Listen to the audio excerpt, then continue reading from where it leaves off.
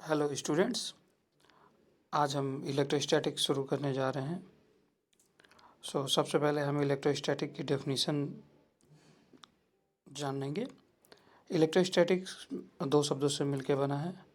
पहला शब्द है electric charges and statics. Basically electrostatics में हम स्टैटिक इलेक्ट्रिक चार्जेज के स्टडी करते हैं, यानी जो इलेक्ट्रिक चार्जेज हैं अगर स्थिर अवस्था में है इसका क्या क्या प्रभाव होते हैं, कैसे कैसे इनकी भौतिकी होती है, इन सब के बारे में हम स्टडी इलेक्ट्रोस्टैटिक यानी स्थिर वैद्युतिकी में करते हैं। नेक्स्ट क्वेश्चन हमारे दिमाग में आना चाहिए कि इलेक्ट्रिक चार्ज क्या है और क्यों होता है, कैसे होता है। आज का वीडियो मेनली जो डेडिकेटेड है वो हमारा इलेक्ट्रिक चार्जेज में के ऊपर ही डेडिकेटेड है। इलेक्ट्रिक चार्ज के बारे में डिटेल से जानने के लिए हम एक एक्सपेरिमेंट परफॉर्म करेंगे। उसके लिए हमें सबसे पहले एक ग्लास पेन, ग्लास रॉड या ग्लास स्केल लेना पड़ेगा। इनमें से कोई भी एक चीज़ आप ले सकते हैं और पेपर के छोटे छोटे पीसेस आप ले लीजिए।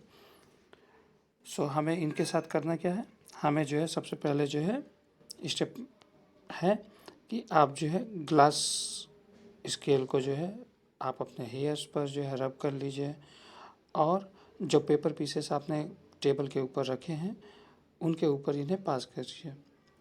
उसके ऊपर से आप ग्लास के पेन को पास करिए।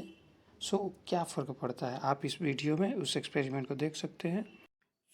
इस वीडियो में हम जो है देखेंगे कि छोटे कागज़ के टुकड़ों को एक टेबल में रखा गया है और कांच ग्लास का पेन लिया गया है और ग्लास का पेन जो है छोटे पीसेस कागज़ के टुकड़ों के ऊपर से मूव किया जा रहा है, राइट।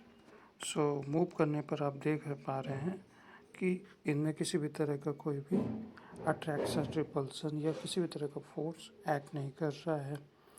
अब हम जब इस पेन को सर पर रब करेंगे तो सर पर जब रब करने के बाद, सर पर मतलब हेयर पर रब कर रहे हैं, हेयर पर रब करके अब जब कागज़ के टुकड़ों के पास ला रहे हैं तो कागज़ के टुकड़े इस पेन के साथ अट्रैक्ट हो रहे हैं, यानी एक फोर्स लग रहा है बिटवीन का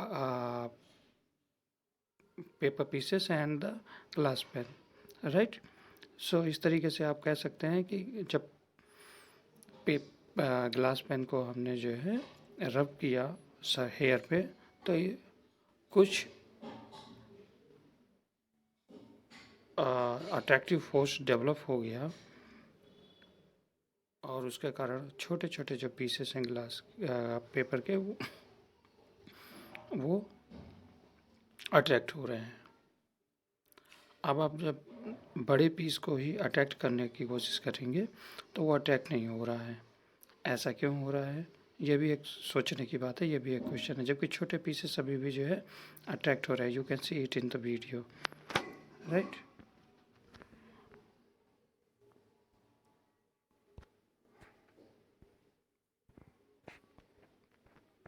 ऑब्जर्व कर सकते हैं कि आपका कंक्लूजन क्या है, राइट। कंक्लूजन नंबर 1 कि जैसे ही आप पेन और स्केल को पेपर पीसेस के पास ला रहे हैं तो वो अट्रैक्ट कर रहे हैं पेपर पीसेस को।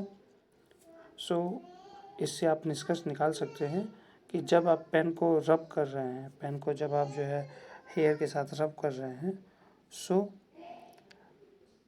घर्षण हो रहा है, फ्रिक्शन हो रहा है। फ्रिक्शन के कारण कुछ इलेक्ट्रॉन्स हेयर से स्केल पर यानी पेन पर के ऊपर या पेन से इलेक्ट्रॉन हेयर के पास चले जा रहे हैं। There is a transfer of electrons between pen and hair and due to this transfer of electrons between hair and pen, there is a loss of electrons in one body and there is an excess electrons in another body। तो जिस भी body में हमारे पास electrons की संख्या कम होती है उसमें पॉजिटिव चार्ज डेवलप हो जाता है, जिसमें इलेक्ट्रॉन्स की संख्या अधिक होती है उसमें हमारा नेगेटिव चार्ज डेवलप हो जाता है। इसी तरीके से हम दो और एक्सपेरिमेंट की बात करेंगे। Experiment number 2। अब इस एक्सपेरिमेंट नंबर 2 में हम 2 ग्लास रॉड लेंगे और एक सिल्क का कपड़ा लेंगे। हमें इसमें करना ये है कि जो ग्लास रॉड्स हैं, दोनों ग्लास रॉड्स को सिल्क के ऊपर रब करना है और दोनों ग्लास रॉड को आपस में एक दूसरे के पास क्लोज लाना है। क्लोज लाने से हमें जो ऑब्जर्वेशन ये मिलेगा कि वो दोनों जो रॉड्स हैं, ग्लास रॉड्स हैं, वो एक दूसरे को रिपेल कर रही हैं, प्रतिकर्षित कर रही हैं। इसी तरीके से हम एक और एक्सपेरिमेंट करेंगे। इसमें हम ग्लास रॉड की जगह रबर रॉड लेंगे और फर लेंगे, राइट। और रबर रॉड को फर के ऊपर रब करेंगे और हम रबर रॉड को और ग्लास रॉड को दोनों के एक दूसरे के क्लोज लाएंगे और हमारा ऑब्जर्वेशन होगा कि ग्लास रॉड और रबर रॉड एक दूसरे को अट्रैक्ट कर रहे हैं, राइट। सो हमारा कंक्लूजन क्या है? कंक्लूजन हमारा इस दोनों एक्सपेरिमेंट से हमें जो मिल रहा है वो ये है कि दो रॉड्स जब एक तरीके से ही ट्रीट की जाती हैं तो वो एक दूसरे को रिपेल कर रही हैं, और जब दो रॉड्स डिफरेंट तरीके से ट्रीट की जा रही हैं तो वो आपस में अट्रैक्ट कर रही हैं, राइट। सो इस तरीके से हम कह सकते हैं कि जब दो रॉड्स रब की जा रही हैं तो उनमें चार्ज डेवलप हो रहा है, और ये चार्ज दो तरीके का है। एक पॉजिटिव चार्ज है, दूसरा नेगेटिव चार्ज है। पॉजिटिव चार्ज जब रॉड में इलेक्ट्रॉन्स की संख्या कम हो जाती है, नेगेटिव चार्ज जब ग्लास में इलेक्ट्रॉन की संख्या अधिक हो जाती है। पॉजिटिव चार्ज में क्या है? Deficiency of electrons.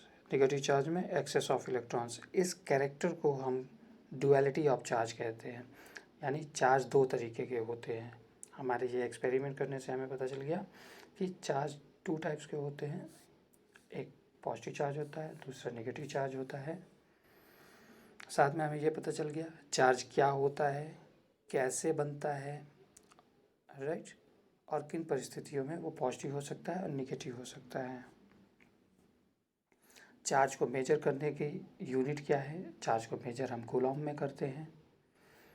अभी तक आपने एक्सपेरिमेंट करके इस वीडियो में देख लिया कि जो है चार्ज डेवलप होता है क्योंकि इलेक्ट्रॉन्स एक बॉडी से दूसरी बॉडी में ट्रांसफ़र होता है। जब हम कह रहे हैं कि इलेक्ट्रॉन्स ट्रांसफ़र हो रहा है एक बॉडी से दूसरी बॉडी में, तो इसका मतलब ये है कि इलेक्ट्रॉन्स 1, 2, 3 इस तरीके से इंटीजर नंबर में ट्रांसफ़र होते हैं। हाफ, 1/4 इलेक्ट्रॉन ट्रांसफ़र नहीं होते। इसीलिए जो चार्ज की न्यूनतम लीस्ट काउंट होगी वो इलेक्ट्रॉन के चार्ज के बराबर होगी, एंड दैट इज़ 1.6 × 10⁻⁻19 कूलम्स। और इसी कॉन्सेप्ट को अगर हम आगे बढ़ाते हैं तो इसी कॉन्सेप्ट को हम कहते हैं क्वांटाइजेशन ऑफ चार्ज। इसका मतलब ये है कि चार्ज हमेशा इंटीजर मल्टीपल्स ऑफ इलेक्ट्रॉन के चार्ज के बराबर होगा, फ्रैक्शनल चार्ज नहीं होगा, राइट। सो इस चीज़ को आप जो है इस फिगर में देख सकते हैं। मान लीजिए आपके पास एक बॉडी है जिसमें -q चार्ज है, राइट। तो इसको आप प्रदर्शित करने के लिए आपको देखना पड़ेगा कि इसमें नेगेटिव चार्ज क्यों डेवलप हुआ। नेगेटिव चार्ज इसलिए है क्योंकि इस बॉडी के ऊपर n number of electrons excess मात्रा में ट्रांसफ़र हुए हैं, राइट। सो इस बॉडी के ऊपर n number of electrons extra है। इसको हम दूसरे फिगर में देख सकते हैं, राइट, ओके। सो एक नया कॉन्सेप्ट है conservation of charge. Conservation of charge का मतलब चार्ज आवेश संरक्षण का नियम। सो कंजर्वेशन ऑफ चार्ज नियम ये कहता है कि पूरे यूनिवर्स में जितना भी टोटल चार्ज है वो कंजर्व रहता है, वह कांस्टेंट है। सो इस हाइपोथेसिस को, इस स्टेटमेंट को आप इस तरीके से भी कह सकते हैं कि चार्ज ना तो क्रिएट किया जा सकता है, ना ही डिस्ट्रॉय किया जा सकता है। इस पर्टिकुलर स्टेटमेंट को ही हम कहते हैं कंजर्वेशन ऑफ चार्ज। अब हम एक क्वेश्चन करेंगे। मान लीजिए आपके पास एक बॉडी है जिसमें 1 कूलम्ब ऑफ पॉजिटिव चार्ज है, तो आप यह बताइए कि इसमें इलेक्ट्रॉन की कमी है या अधिकता है, और कितने नंबर्स में अधिकता है, कितने नंबर अधिक इलेक्ट्रॉन है, या कितने नंबर में कमी है इलेक्ट्रॉन्स की। सो ऑब्वियसली इसका सॉल्यूशन अब तक आपने वीडियो देखा है तो आपके लिए आसान हो चुका होगा। पॉजिटिव चार्ज है, इसका मतलब इलेक्ट्रॉन्स उस बॉडी से निकल करके बाहर जा चुके हैं, यानी इलेक्ट्रॉन्स की कमी हो गई है। और नंबर ऑफ इलेक्ट्रॉन्स कैलकुलेट करने के लिए आपको क्या करना पड़ेगा, आपने अभी फार्मूला पढ़ा था, Q equals to capital N into e. So capital N क्या हो जाएगा, Q डिवाइडेड बाई ई। यहाँ पर आप Q की वैल्यू रखिए, Q इज 1 कूलम्ब, और E की वैल्यू है 1.6 इंटू 10⁻⁻19। इसको सॉल्व करने पर आपको पता चल जाएगा 0.625 इंटू 10⁻19 इलेक्ट्रॉन्स की कमी होगी। अब अभी तक हमने जो बात की है वो हमने पॉइंट चार्जेस के बारे में बात की है। पॉइंट चार्ज मतलब बिंदु आवेश के बारे में बात की है। सो क्या क्वेश्चन ये बनता है कि क्या चार्ज हमेशा बिंदु आवेश के रूप में रहता है, या वह किसी और फॉर्म में भी हो सकता है। सो ऑब्वियसली चार्ज हमारा और भी डिफरेंट फॉर्म्स में हो सकता है, जिसको हम कहते हैं चार्ज डिस्ट्रीब्यूशन। सो 3 तरह के चार्ज डिस्ट्रीब्यूशन होते हैं। पहला होता है linear charge distribution. Linear charge distribution का मतलब है कि आपके पास एक कंडक्टिंग वायर है, उसमें कंडक्टिंग या नॉन कंडक्टिंग वायर है, उसमें आपने चार्ज डिस्ट्रीब्यूट किया है। तो चार्ज डिस्ट्रीब्यूट जब आपने किया वायर के ऊपर, तो चार्ज उस वायर के ऊपर इंटायरली डिस्ट्रीब्यूट है। इसको डिफाइन करने के लिए हम लीनियर चार्ज डेंसिटी की बात करते हैं। लीनियर चार्ज डेंसिटी का मतलब यूनिट लेंथ में कितना चार्ज है, what is the amount of charge over a length, over a unit length of wire. So linear charge distribution आप डिफाइन कर सकते हैं कि जब चार्ज हमारा किसी वायर या किसी लीनियर लाइन के अलॉन्ग डिस्ट्रीब्यूट होता है, उसको हम लीनियर चार्ज डिस्ट्रीब्यूशन कहते हैं। इसी तरीके से दूसरा आता है surface charge distribution. Surface charge distribution का मतलब है कि जब आपका चार्ज किसी एक सरफेस पर, किसी एक एरिया पर डिस्ट्रीब्यूट होता है, तो उसको हम कहते हैं सरफेस चार्ज डिस्ट्रीब्यूशन। इसको डिफाइन करते हैं सरफेस चार्ज डेंसिटी से, sigma equal to Q divided by A। इसी तरीके से जो अगला है that is volume charge distribution. Volume charge distribution का मतलब charge is distributed on a volume and defined by a volume charge density rho. So अब आपको बताना है कि ये जो डिफरेंट फिगर्स में डिफरेंट शेप्स के ऑब्जेक्ट हैं, इनमें किस तरह का चार्ज डिस्ट्रीब्यूशन हो सकता है। सो यहाँ पे एक लाइन दिखाई गई है। सो इसमें किस तरह का चार्ज डिस्ट्रीब्यूशन होगा, you must be very acquainted with the video. आपको इस वीडियो में बहुत अच्छे से समझ में आ गया होगा कि अगर एक लाइन है तो किस तरह का चार्ज डिस्ट्रीब्यूशन होगा, लीनियर। सो अब आप मुझे ये बताइए कि फिगर नंबर 3 में किस तरह का चार्ज डिस्ट्रीब्यूशन होगा, फिगर नंबर 4 में कैसा होगा, फिगर नंबर 5 में कैसा होगा, 6 में कैसा होगा, 7 में कैसा होगा, और 8 में कैसा होगा, राइट।